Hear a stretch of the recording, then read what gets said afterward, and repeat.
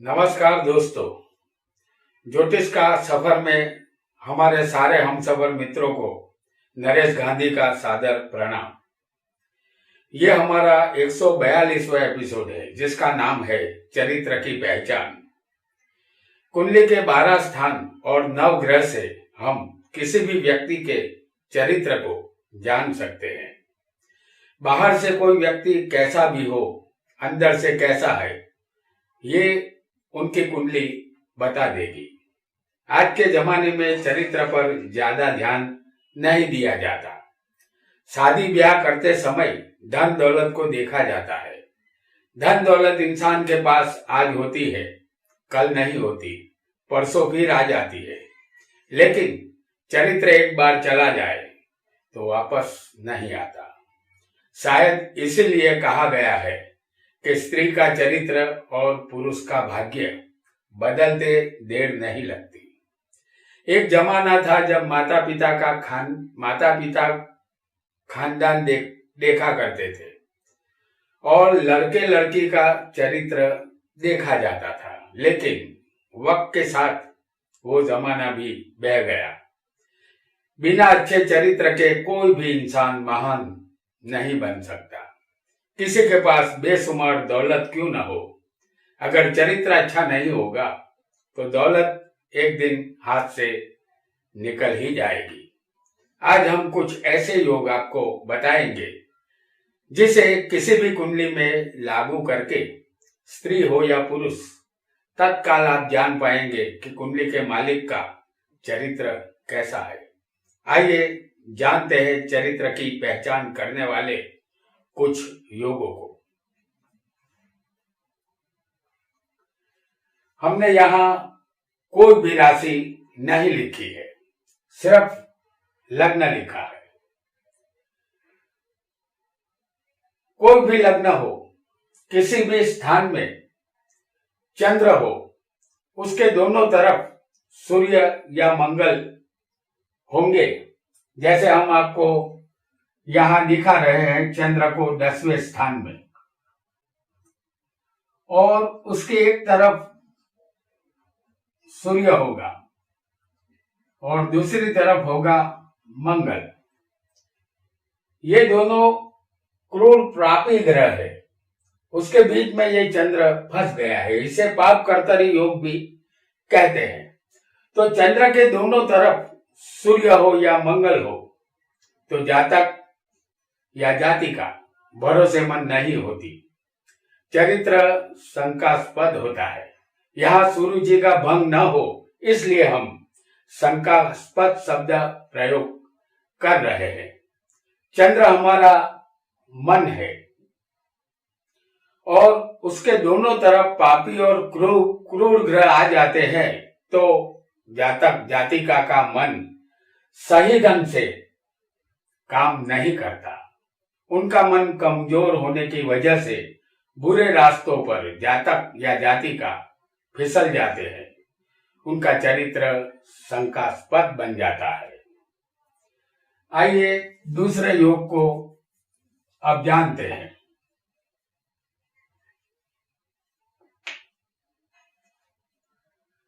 चौथे, 7वें, 8वें या 12वें मंगल हो, और जैसे हम आपको दिखा रहे हैं चौथे,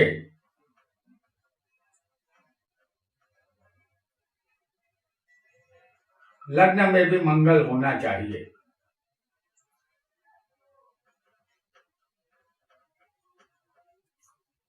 आठवें भी मंगल होगा और 12वें भी मंगल होना चाहिए। तो पहले चौथे, 7वें, 8वें या 12वें मंगल हो और उसके साथ शनि, राहु और सूर्य हो।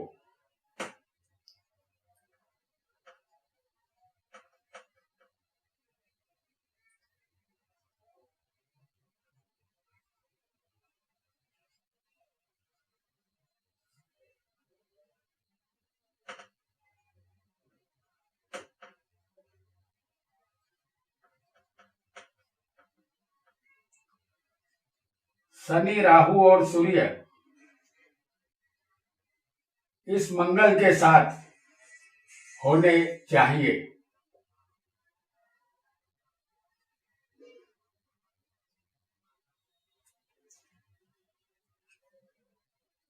अगर वैसे तो ये कुंडली, ये मंगल पहले, चौथे, सातवें, आठवें और 12वें होगा, और उसके साथ शनि, सूर्य, राहु, इनमें से किसी भी एक स्थान में अगर ये हो, सब मिले बैठे हो, तो जातक या जाति का विश्वास लायक नहीं होते, चरित्र शंकास्पद बनता है।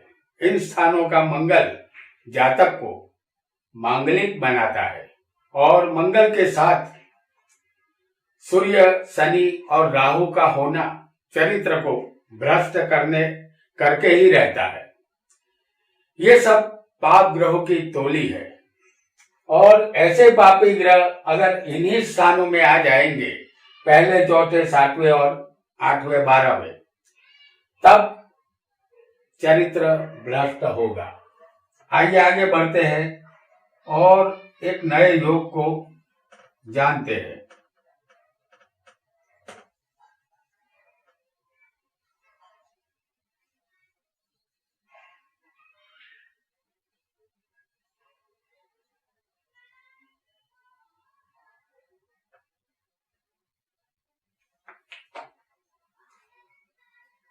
आपका चंद्र कुंडली में कहीं भी बैठा हो, आपका लग्न कोई भी हो, लेकिन चंद्र से गिनने पर, जैसे हम यहाँ आपको बता रहे हैं कि ये चंद्र आपको लग्न में बैठा है, और चंद्र जहां होता है उसी पर से आपकी राशि भी होती है।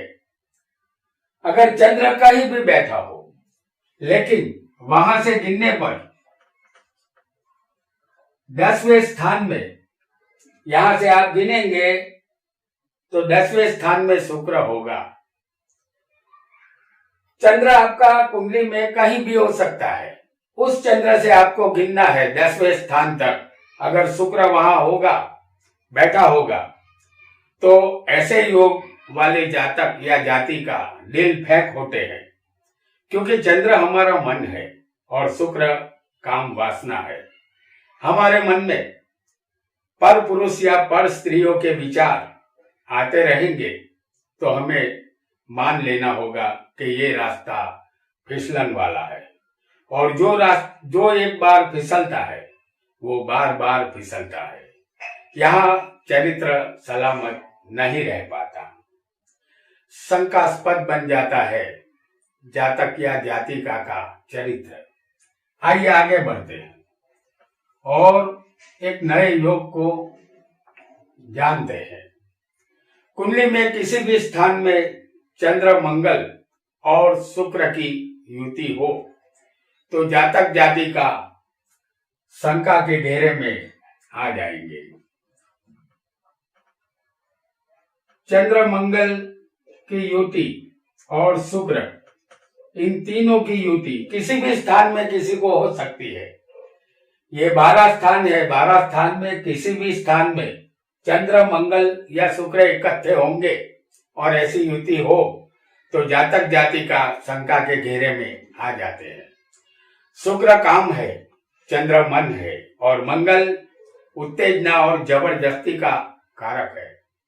नासमझी में भी की गई एक भूल जिंदगी भर रुलाती है।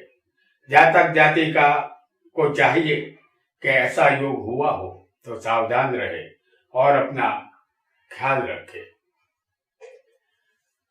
आइए आगे बढ़ते हैं और एक नए योग को जानने का प्रयत्न करते हैं। कोई भी कुंडली में किसी भी स्थान में शनि और चंद्र की युति होगी, जैसे हम यहां आपको दिखा रहे हैं, शनि और चंद्र की युति 12वें स्थान में। ये युति कहीं भी हो सकती है, इसे विष योग भी कहते हैं। शनि चंद्र की युति होगी तो जातक जाति का अपना चरित्र शंका के घेरे में ला देंगे। इस योग को ज्योतिष में विष योग कहते हैं। चंद्र की चांदनी में अमृत है, जबकि शनि जहर है। शनि चंद्र का शत्रु है। वह जातक जातिका के मन को पूरी तरह अपने कब्जे में ले लेता है। मानसिक तौर पर जातक जातिका परेशान हो जाते हैं और वो बहक जाते हैं। ये योग भी चरित्र शंकास्पद बनाता है। आइए आगे बढ़ते हैं और एक नए योग की तरफ, जो सही मायनों में चरित्र की पहचान करवाएगा। शुक्र शनि का योग। जैसे शुक्र शनि कहीं भी किसी को हो सकते हैं। इन 12 स्थानों में कहीं भी शुक्र शनि किसी को हो सकते हैं। आपका लग्न भी कोई भी हो सकता है। तो ऐसा शुक्र शनि का योग भी जातक जातिका को गलत रास्ते पर ले जाता है और चरित्र शंकास्पद बना देता है। इनकी युति किसी भी स्थान में हो सकती है।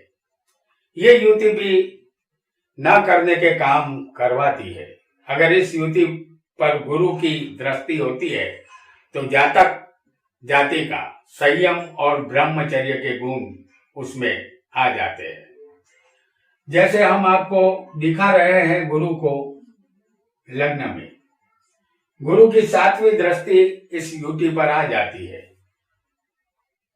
तो गुरु की वजह से इनमें ब्रह्मचर्य और संयम के गुण आ जाते हैं और जातक जाति का भ्रष्ट होने से बच जाते हैं, क्योंकि गुरु एक शुभ ग्रह है जो जातक जातिका का बचाव करता है। आइए आगे बढ़ते हैं और एक नए योग को जानने का प्रयत्न करते हैं। शुक्र राहु की युति कहीं भी हो, जैसे हम आपको यहां दिखा रहे हैं 7वें स्थान में शुक्र और राहु, यह युति किसी भी स्थान में किसी भी जातक को होगी तो जातक या जातिका का चरित्र शंकास्पद होगा। शुक्र काम है, राहु माया है। राहु शुक्र को अपने रंग में रंग देता है, क्योंकि ये मायावी पाप ग्रह है। राहु जातक जातिका को मायावी सपने दिखाकर बहकाता है और वो बुरे रास्ते पर चल निकलते हैं। जब आंख खुलती है तो जातक हो या जातिका अपने आप को अकेला पाते हैं। आइए आगे बढ़ते हैं एक नए योग की तरफ। पुरुष जातक की कुंडली में समझ लीजिए कि ये योग जो हम बता रहे हैं वो सिर्फ पुरुष जातक की कुंडली पर ही लागू होगा। तो पुरुष जातक की कुंडली में 12वां स्थान में, जैसे 12वां स्थान ये है, यहां पर चंद्र, शनि और शुक्र, इन 3 ग्रहों की अगर 12वें स्थान में युति होगी तो वह जातक भ्रष्ट चरित्र वाला होता है। लाज शर्म जैसा कुछ नहीं होता। 12वें स्थान में जातक का बेदरूम माना गया है। इन तीनों की हाजिरी इस स्थान में जातक को विश्वास करने योग्य नहीं रखती। जातक का चरित्र यहाँ शंकास्पद माना जाएगा। आइए आगे बढ़ते हैं और एक नए योग को जान लेते हैं। किसी स्त्री जातक की कुंडली में, अब जो हम योग यहाँ बताने जा रहे हैं वो सिर्फ स्त्रियों की कुंडली में ही लागू होगा। तो किसी स्त्री जातक की कुंडली में 12वें राहु, सूर्य और मंगल हो, जैसे राहु, सूर्य और मंगल, अगर 12वें किसी भी स्त्री जातक की कुंडली में राहु, सूर्य और मंगल हो तो जाति का अपना चरित्र साफ नहीं रख पाती। कभी न कभी फिसलन आती है और जाति का फिसल जाती है, चाहे अपनी मर्जी से या मजबूरी से। यहाँ चरित्र शंकास्पद होता है। आइए आगे बढ़ते हैं और एक नए योग को जानते हैं। चौथे, कोई भी पाप ग्रह जाति का को होगा तो चरित्र शंकास्पद बनेगा। जैसे हम आपको दिखा रहे हैं शनि को, किसी को यहाँ सूर्य भी हो सकता है, राहु भी हो सकता है और मंगल भी हो सकता है। तो हम सिर्फ यहाँ एक ही ग्रह दिखा रहे हैं, शनि को। तो चौथे, अगर पाप ग्रह किसी जाति का की कुंडली में होगा तो चरित्र शंकास्पद बनेगा। चौथा स्थान हमारे हृदय का है, मन के विचारों का है। मन के विचारों का ये उद्भव स्थान कहा जाता है। अगर यहाँ कोई भी पापी ग्रह होगा तो जातक को कपट कला में माहिर बनाता है। जाति का हृदय शुद्ध नहीं होगा। अगर विचार शुद्ध नहीं होंगे तो शरीर शुद्ध नहीं रह पाएगा। यहाँ भी चरित्र शंकास्पद ही रहेगा। तो दोस्तों, आज हमने जातक या जाति का की कुंडली से चरित्र की पहचान कैसे करें ये जाना। आगे भी हम ज्योतिष का सफर में नए वीडियो लाते रहेंगे। आज इतना ही। आपका बहुत बहुत धन्यवाद।